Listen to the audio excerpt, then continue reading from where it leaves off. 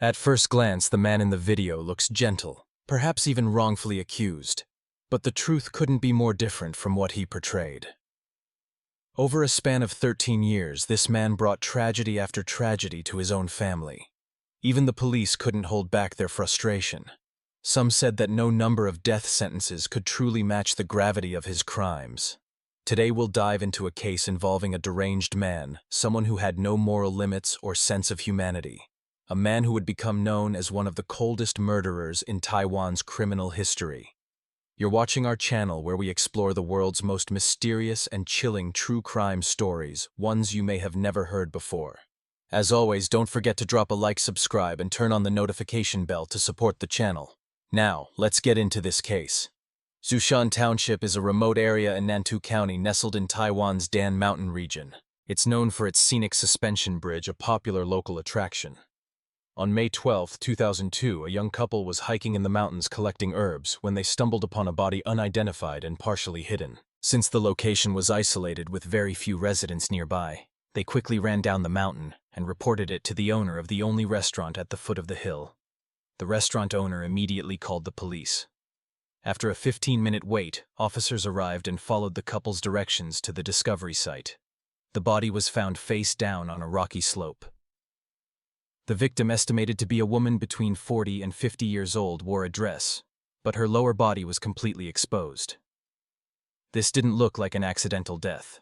Forensic examination revealed that she had died within the past 2 days. There were ligature marks on her left arm, and investigators didn't rule out the possibility of sexual assault. She had a blunt force trauma to the back of the head, and the cause of death was determined to be suffocation. Nantou County was known for being peaceful, and a case this horrific had never occurred before. In order to understand the motive, police first had to identify the victim. However, the victim had no ID phone or purse on her. Only 7 digits were scribbled on her left palm. Due to this, police released identifying features of the female victim to the public in hopes someone would come forward. Soon after, a man surnamed Yu came forward and confirmed the victim was his mother, Chen Yiling. Chen Yiling was 48 years old at the time. She was a single mother of 3 and ran a karaoke bar in the town. Financially, she was doing well. She always carried a handbag, wore designer watches, and a bead bracelet, all of which were now missing. After verifying the information, the police concluded that this was likely a robbery-murder case. By checking the victim's bank card withdrawal history and surveillance footage, they saw a man attempting to withdraw money. However, he entered the wrong PIN too many times and the card was swallowed by the ATM. Chen Yilin was a legitimate businesswoman with a good relationship with her neighbors and had never made enemies with anyone. So who was that man? And what did the 7 digits written on her palm mean? Could it be a phone number? Upon investigation, the police confirmed it was indeed a phone number. The number belonged to a man surnamed Lin. However, the building rented out by Mr. Lin housed over 100 tenants, all of whom could have used that phone number. Although the police had a full list of tenants, they had no idea where to start. Luckily, when investigating Chen Yilin's social circle, police made a breakthrough. On the day she went missing, she had driven to Lujiap Town, Tainan, and parked her car, leaving it with a friend to watch over. Later, someone else got into the car and drove away. Though they didn't have the license plate number, surveillance footage from along the roads helped track the car's route. Eventually, with persistence, the police identified the vehicle. The car was registered to a man named Chen Shuijin, a name that also appeared on the tenant list provided by Mr. Lin. The police were shocked as they had known about this suspect for a long time. Chen Shuijin lived in Chiayi City. In his youth, he was considered very talented. After serving in the Air Force, he joined Minghong Petroleum Supply Center and worked as a fuel truck driver. Later, he became an engineer at the Petroleum Distribution Center. Chen appeared tough on the outside, but was known to be socially adept. Neighbors and co-workers had a favorable impression of him. By 1980, he was earning 80,000 NTD per month, a high income at the time. However, his family life was troubled. He had 2 wives, 2 stepchildren, and 1 biological son. All of them died in accidents. To others, Chen Shuijin seemed like a lonely and pitiful man. In 1974, he married Yang Bixia, who was 22 years old at the time. They had 1 son and 2 daughters. Outwardly, they appeared to be a model family with no arguments and frequent family outings. But in 1985, tragedy struck. Yang Bixia was hospitalized after a ceiling fan fell on her. Though it sounded horrifying, she only suffered 2 broken legs and a mild brain injury. Unexpectedly, on her second day in the hospital, she fell from her bed. The fall caused internal bleeding in her brain, and despite several days of treatment, she passed away. The hospital bed was only 70 centimeters high, yet the fall proved fatal, something hard to believe. However, Chen's family had no choice but to accept it in grief.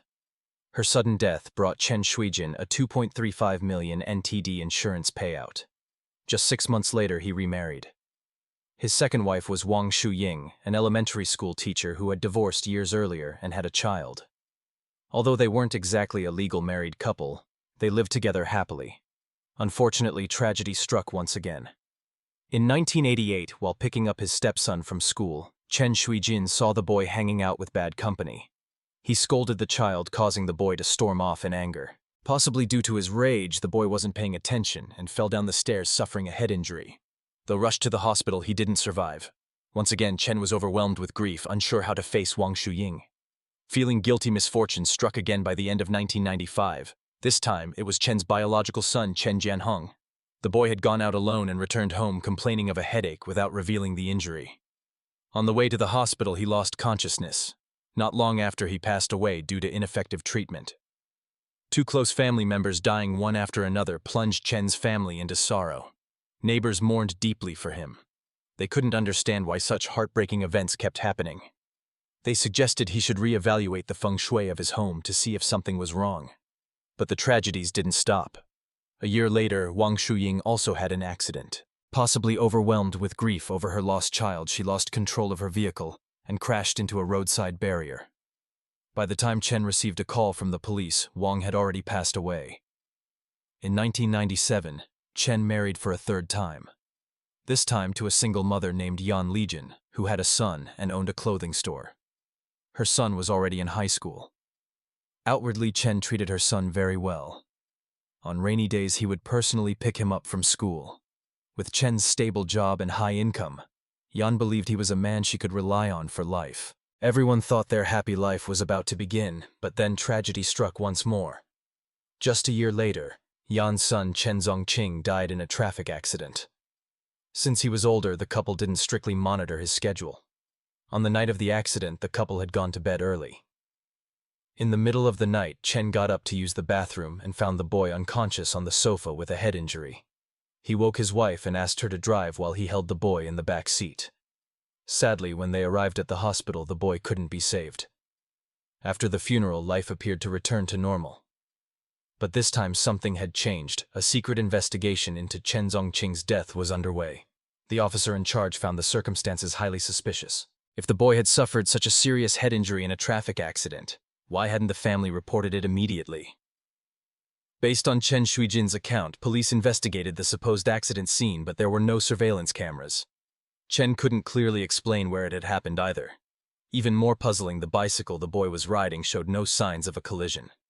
What puzzled police most was, if Chen Zongqing had such a serious head injury, how could he have ridden his bike home? Faced with mounting suspicion, Chen changed his statement. He now said the boy had already lost consciousness when he found him on the sofa, and that everything else was just his own assumptions. He believed that his son had been in a traffic accident somewhere. However, Chen Shuijin's words became increasingly confusing and illogical. After reviewing Chen Zongqing's insurance files, police suspicions of Chen Shuijin grew even stronger. 3 months before the accident, Chen Shuijin had taken out accident insurance policies for his stepson. Shockingly, he had done so through 5 different companies, each offering policies worth tens of millions. In case you didn't know, Chen Zongqing was just an ordinary student. He didn't do any high-risk jobs that would require accident insurance. Chen Shuijin, with a monthly salary of NT $80,000, spent between NT $20,000 and NT $30,000 per month on his son's insurance, something almost unbelievable. What's more, his wife Yan Lijin had no idea about it. Chen explained this by saying married life is full of uncertainties, and he simply wanted to be prepared. Coming from him, the explanation sounded somewhat reasonable. Considering that Chen had lost so many family members to accidents in the past, perhaps he was simply more insurance conscious than most. Add to that the encouragement from friends, and it made sense why he had taken out those policies. To prove his innocence, Chen agreed to take a polygraph test, but he failed several key questions. Previously, each incident had been handled by a different unit at a different time, which avoided suspicion. But this time, the police decided to link all the incidents together, and they found disturbing patterns. For example, if it wasn't a car accident, then it was a fall, and in every case the cause of death was severe head trauma. Except for his second wife Wang Shuying, all the other incidents happened when only Chen was present. It became impossible to explain them away as mere coincidences. Despite mounting suspicion, Chen Shuijin remained calm. But at that very moment, the media started to spread rumors that he had murdered his wives and children for insurance money. This disrupted the police investigation. Before they could respond, Chen had already contacted journalists accusing the police of defamation with an extremely emotional tone. This placed pressure on insurance companies to process payouts more quickly, which sparked major public outrage and confusion across Taiwan. The police then decided to wiretap and monitor Chen's family and friends. However, they found no evidence. In theory, someone with Chen's high salary wouldn't be financially desperate. Maybe he really was innocent. Many still believe that no parent would ever harm their own child. After all, his biological son had also died. With no conclusive evidence, the case came to an end without a verdict.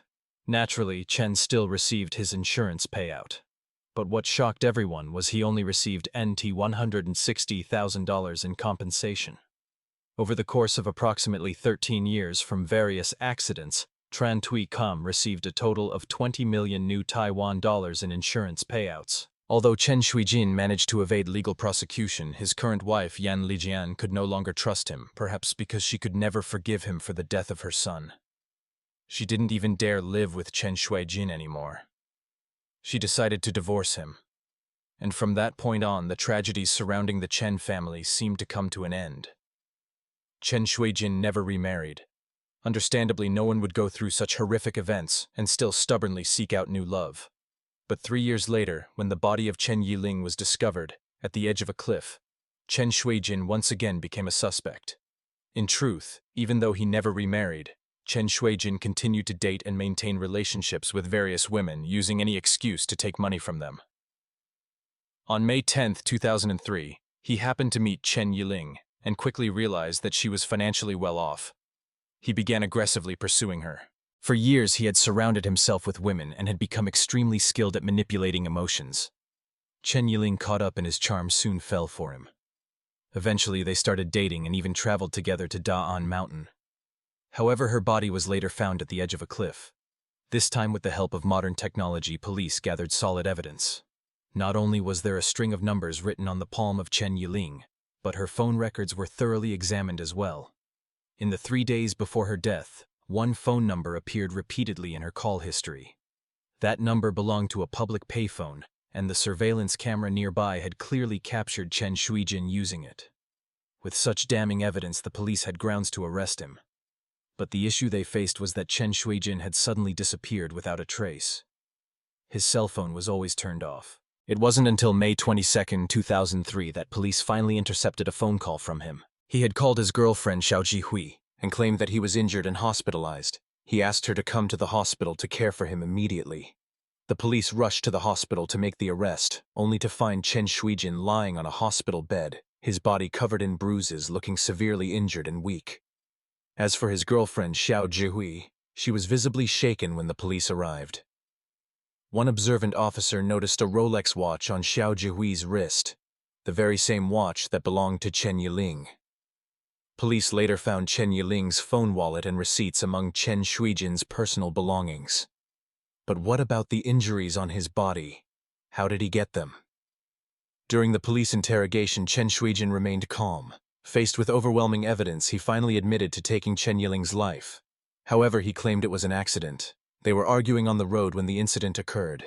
To the police, Chen Shuijin's explanation was clearly crafted. He was far too cunning.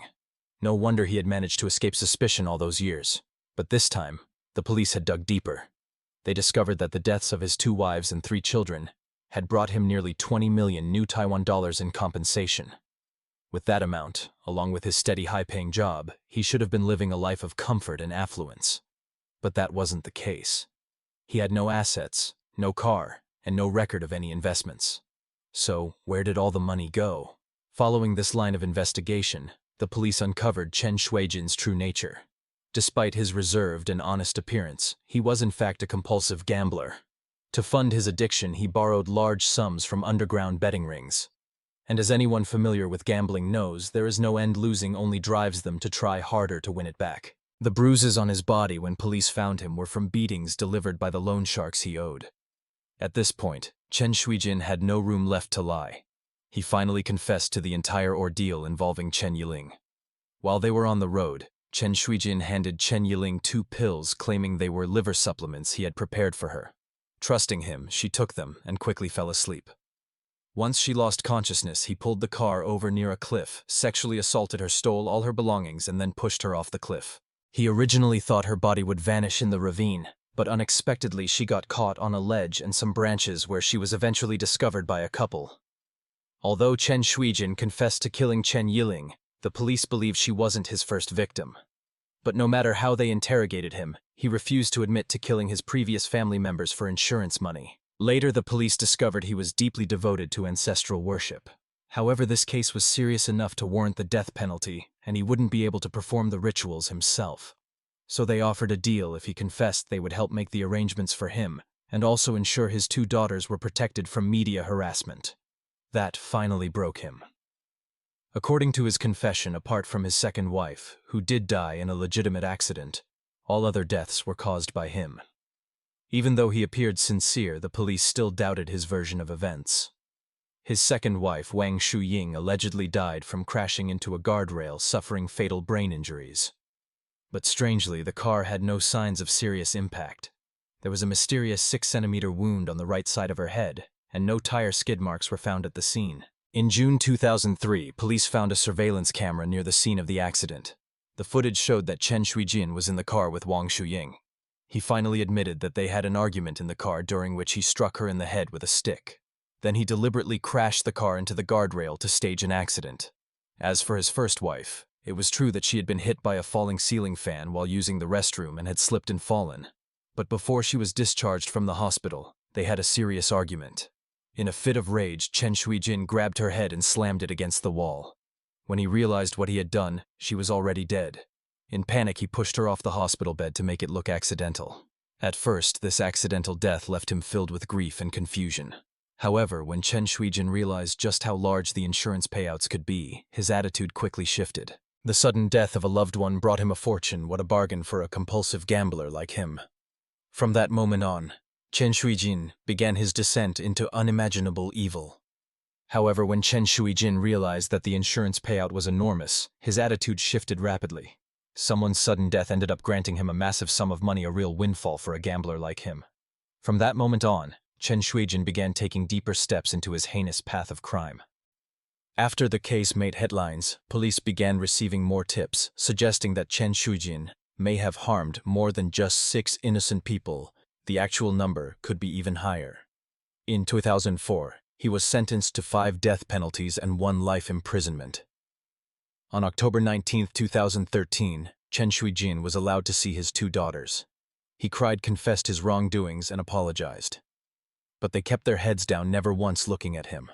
After his death, no one came forward to claim his body. Even his offer to donate his organs was rejected by every hospital. That concludes today's story.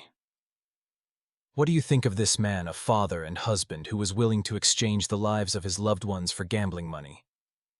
Leave your thoughts in the comments below. Let's discuss. And before you go, don't forget to like, subscribe, and turn on the notification bell so you won't miss the next gripping case on this channel.